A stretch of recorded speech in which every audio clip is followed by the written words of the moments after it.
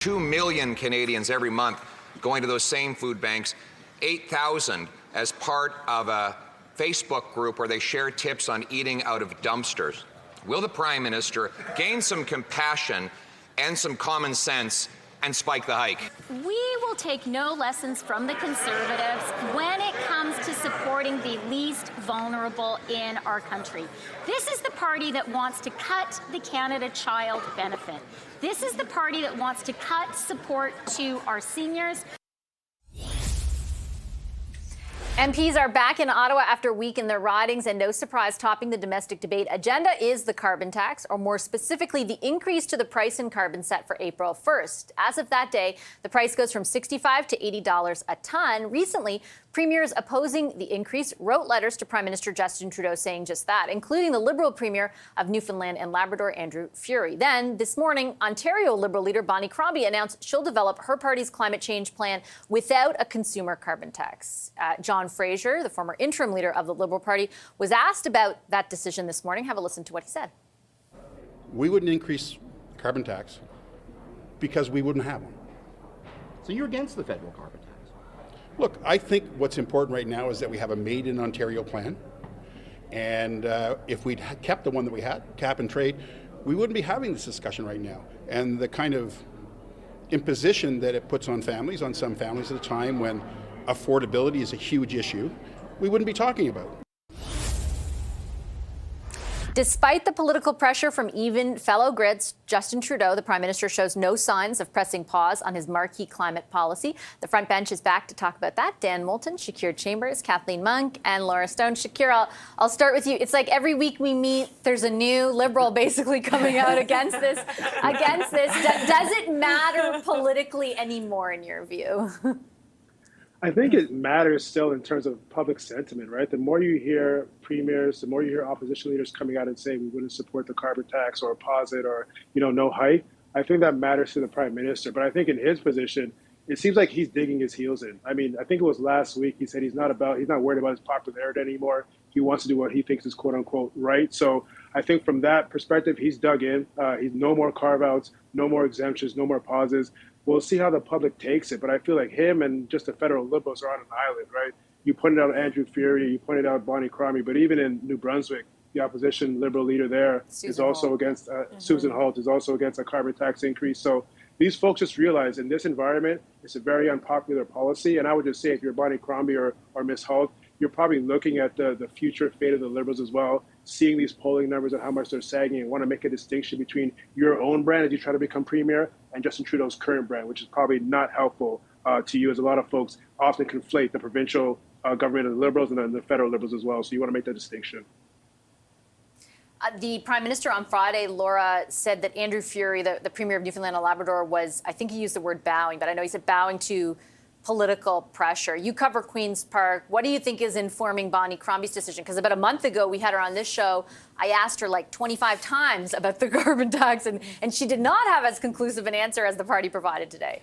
Yeah, I mean, the carbon tax is becoming a political boogeyman. And, I think the writing's on the wall for these politicians, including Bonnie Crombie and others, who are looking at its popularity, and it's not even an environmental policy, I think, that people are debating anymore. It's simply become a symbol of affordability. And we heard that from the Liberals today. Unfortunately, Bonnie Crombie didn't answer questions about this today. She's going to be at Queen's Park tomorrow, but we heard from a couple Liberals at Queen's Park, including John Fraser, who you played a clip from coming into the segment, and he said, that the communications of this hasn't been good, that people are struggling to pay their bills.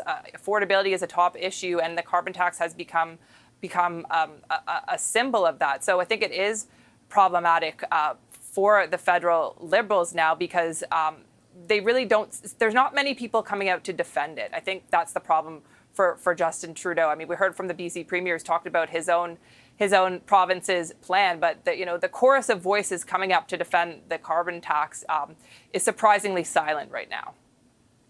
Yeah, Premier Eby, Kathleen, in British Columbia, sort of firing back at the positioning of the federal Conservative leader, Pierre Poilievre. But to Laura and Shakir's points, like I think Zane Velji on my radio program today was like, it's a race to like who can hate the carbon tax the most at this point. Like that's like, that is everybody's jockeying for a position. But as that happens, I would say even over the last 10 days, the Prime Minister seems even more sort of like vocal and committed to it.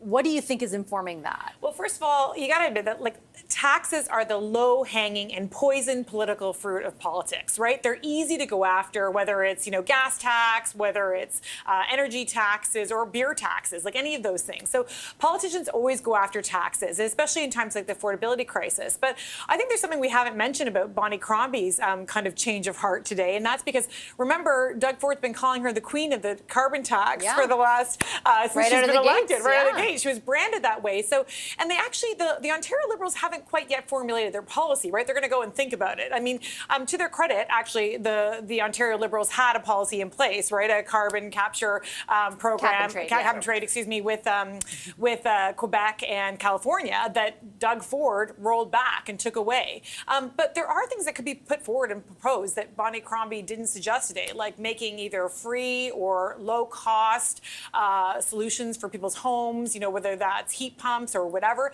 New Democrats in Ontario have done that. That's what Merritt Stiles has done. They've actually come up with those policies. So right now, Bonnie Crombie has kind of said no to the carbon tax, but and kind of backpedaled her way out of it. But she hasn't really put anything on the table yet. Maybe she will tomorrow. To Laura's point, maybe she'll actually come to Queen's Park and make those suggestions, but she hasn't so far. But I think what's so interesting about this is what Bonnie Crombie signaled about a month ago was, I'm not going to assert a position on the carbon tax specifically, but despite being framed as the queen of the carbon tax, because I want to take time to consult on what my climate change policy will be. I promise it will be aggressive, but I want to know the details. Today she came out and she doesn't have those details yet. She's still going to do that consultation. She's formed a committee, like a group that will endeavor to do that work for her.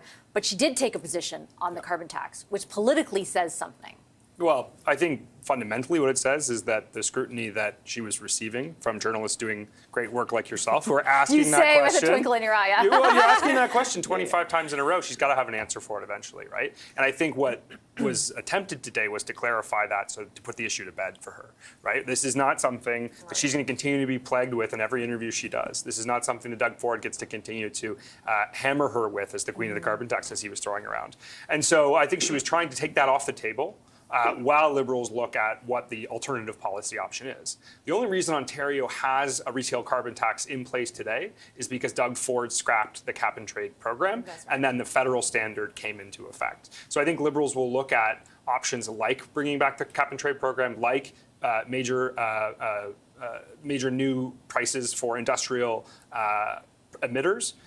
But the reality is that Bonnie Crombie couldn't go day in, day out being questioned what her position on the carbon tax was. And so I think she was trying to put it to bed today. I don't think the hope was for it to receive as much national media attention as it has, to be cited in Parliament here in Ottawa, for us to be talking about it here on the show, quite frankly. Right. But, I mean, they had to do it, and I think they needed to put it behind them.